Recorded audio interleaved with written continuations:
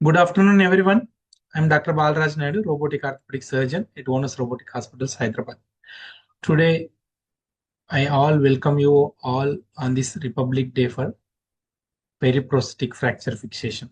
అంటే knee replacement surgery అయిన తర్వాత చాలా మంది పేషెంట్స్ అన్ఫార్చునేట్ గా ఫ్రాక్చర్ చేసుకుంటారు. అటువంటి కాంప్లెక్స్ సినారియోలో మేము ఏ విధంగా సర్జరీ చేస్తామనే దాని గురించి.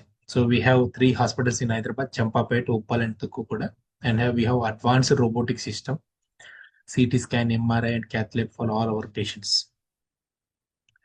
And this is a recent paper by Talal et al.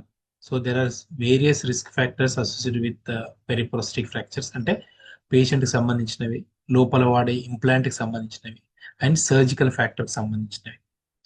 Coming to patient specific factors, especially females are very risk.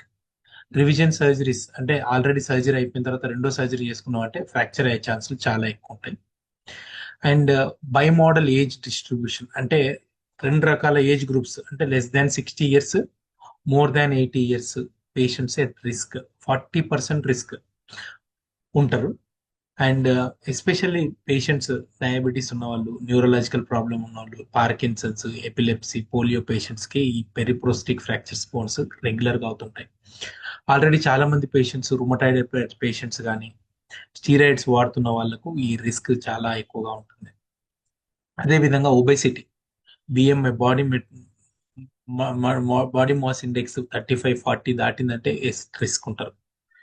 And ఇక్కడ చూసినట్లయితే అలైన్మెంట్ ప్రాబ్లమ్, సర్జరీ చేస్తున్నప్పుడు పాత సర్జరీ అలైన్మెంట్ వ్యారస్ కానీ వాల్కస్ కానీ మోర్ దెన్ 5 degrees ఉన్నట్లయితే కూడా ఈ పేషెంట్స్ కి కంపల్సరీగా పెరిప్రోస్టిక్ ఛాన్సెస్ అయ్యేటట్టున్నాయి. ఈ మోడల్ ఈ ఫోటోలో చూసినట్లయితే ఈ పేషెంట్ కి నీ రిప్లేస్మెంట్ అయ్యింది. అన్ఫార్చునేట్ గా అది అలైన్మెంట్ సరిగా లేకపోవడంతో లోడ్ కాలేదు కాండిల్, సో ఫ్రాక్చర్ అయింది. అండ్ ఇంప్లాంట్ స్పెసిఫిక్ ఫ్యాక్టర్స్ అంటే మనము సర్జరీ చేస్తున్నప్పుడు ఒక రాడ్ ఏదైతే డిజైన్ చేస్తామో అది ఎంత విడ్త్ ఎక్కువ ఉండి, ఎంత బోన్ కి కాంటాక్ట్ ఎక్కువ ఉంటే అంత మంచిది, ఎంత తక్కువ ఉంటే అంత రిస్క్. అండ్ ఈ మధ్యలో రోబోటిక్ సర్జరీస్ చాలా పెరిగిపోయినాయి. అవుట్ ఆఫ్ 100 పేషెంట్స్ లో 90% of the patient for asking for robotic surgery. Robotic సర్జరీలో పిన్స్ వేస్తాం నావిగేషన్ మార్కర్స్ కోసం. ఆ pin sites also at risk. ఆ పిన్స్ వేసేటప్పుడు వేసే విధానం కానీ తీసే విధానం కానీ చాలా ఇంపార్టెంట్. చేసిన తర్వాత మనం ఒకవేళ వీక్ బోన్స్ ఉంటే వాళ్ళకు కంపల్సరీగా టెరిపారటైడ్ ఇంజెక్షన్స్ పెట్టుకోవాల్సి ఉంటుంది. అదే విధంగా ఇంతకుముందు నేను చెప్పినట్టు revision surgery, arthroplasty at risk. Surgical factors వచ్చేసరికి మనం సర్జరీ చేసేటప్పుడు, ఇంతకుముందు మాన్యువల్ సర్జరీ చేసేటప్పుడు యాంటీరియర్ నాచింగ్ ఆఫ్ ద ఫీమర్ అంటాం, అంటే నాచ్ అవుతుంటది, అటువంటి కాకుండా చూసుకోవాలి. మాల్ అలైన్మెంట్ అంటే కాంపోనెంట్ వ్యారస్ వాల్గస్ పెడితే కూడా ఫ్యూచర్ లో పెరిప్రోస్టిక్ ఫ్రాక్చర్స్ ఎక్కువ ఉంటాయి. And component removal in revision cases is very difficult, especially while doing reduction, trial reduction, middle candle కానీ లేటరల్ కాండిల్ కానీ ఫ్రాక్చర్ అవుతుంటది. సో కంపల్సరీగా అటువంటి అయ్యేటప్పుడు కంపల్సరీగా మీరు చాలా జాగ్రత్తగా ఉండాలి. అండ్ పేషెంట్ వన్స్ ఫ్రాక్చర్ అయిన తర్వాత చాలా మంది patients history of small tibial fall కానీ అసలు ఇంజురీ లేదంటారు. నా దగ్గరకు వచ్చే పేషెంట్స్ లో చాలా మంది పేషెంట్స్ మేము క్లియర్ గా చెప్తాం, 60 to 80% of the patients are like at risk of fall. So make sure that మెట్లు ఎక్కేటప్పుడు కానీ కింద కూర్చునేటప్పుడు కానీ ఇండియా టాయిలెట్స్ పడేటప్పుడు చాలా జాగ్రత్తగా ఉండాలని చెప్తాను. And there are various classifications for this fractures, Neer et al, Rorabeck అని, and new unified field classification అని. సో వైడ్లీ ఈ క్లాసిఫికేషన్స్ వాడతారు. అండ్ ఈ మోడల్లో చూసినట్లయితే మీరు ఇక్కడ చిన్న ఫ్రాక్చర్ ఉంది. Not every fractures needs surgery. So ఈ పేషెంట్ కి మేము వితౌట్ సర్జరీ ట్రీట్మెంట్ ఇచ్చాం. ఈ పేషెంట్ కి కంప్లీట్ గా కాండైల్ ఫ్రాక్చర్ అయిపోయి పక్కకి జరిగిపోయింది బోన్. సో దీనికి రివిజన్ సర్జరీ చేశాం. సో రోరా బెక్ క్లాసిఫికేషన్ అంటే 3 క్లాసిఫికేషన్స్ ఉంటాయి, 1, 2, 3. 1 అంటే ఇంప్లాంట్ బాగుంది, ఫ్రాక్చర్ ఫ్రాక్చర్ అయి పక్కకి జరగలేదు. రెండో దాంట్లో కూడా ఇంప్లాంట్ బాగుంది, ఫ్రాక్చర్ పక్కకి జరిగింది. మూడోది ఫ్రాక్చర్ కూడా పక్కకి జరిగింది అండ్ ఇంప్లాంట్ కూడా పక్కకి జరిగింది. సో ఇటువంటి దాంట్లో ఇంప్లాంట్ లూజ్ ఉంటే మనం సర్జరీ రివిజన్ చేస్తాం, ఇంప్లాంట్ బాగుంటే ప్లేట్ వేసుకోవచ్చు. ఇట్ ఈస్ ఫీమర్ అయిపోయింది. ఇప్పుడు టిబియా సైడ్ అంటే లెగ్ బోన్ సైడ్. దీంట్లో 4 types ఆఫ్ ఫ్రాక్చర్ ఉంటాయి. టైప్ 1 అంటే టిబియల్ ప్లాట్, టైప్ 2 అంటే స్టెమ్ అడ్జసెంట్ ఉంటాయి, టైప్ 3 అంటే డిజిటల్, టైప్ 4 అంటే tibial tubercle. Type A, B C అంటే టైప్ ఏ అంటే ఇంప్లాంట్ చాలా బాగుంది. టైప్ బి అంటే ఇంప్లాంట్ లూజ్, టైప్ సి అంటే ఇంట్రాపరేటివ్ సర్జరీ చేస్తున్నప్పుడు కూడా ఫ్రాక్చర్స్ అవుతుంటాయి. సో టైప్ సి అంటే all intraoperative fractures need to be revised with revision stem or osteoplating. Type B అంటే రివిజన్ ఇంప్లాంట్ కంపల్సరీ చేసుకోవాలి. టైప్ ఫ్రోజర్ అంటే కంపల్సరీ రివిజన్ సర్జరీ చేసుకోవాలి. అండ్ టిబియా ఫీమర్ అయిపోయింది. ఇప్పుడు పటెల్లా, పటెల్లా కూడా ఫ్రాక్చర్ అవుతుంటుంది. టైప్ 1 అంటే fractures not involving the implant. Type 2 అంటే fracture involving the extensor mechanism. Type 3 A అంటే ఇన్ఫీరియర్ పోల్ ఆఫ్ పటెల్లా.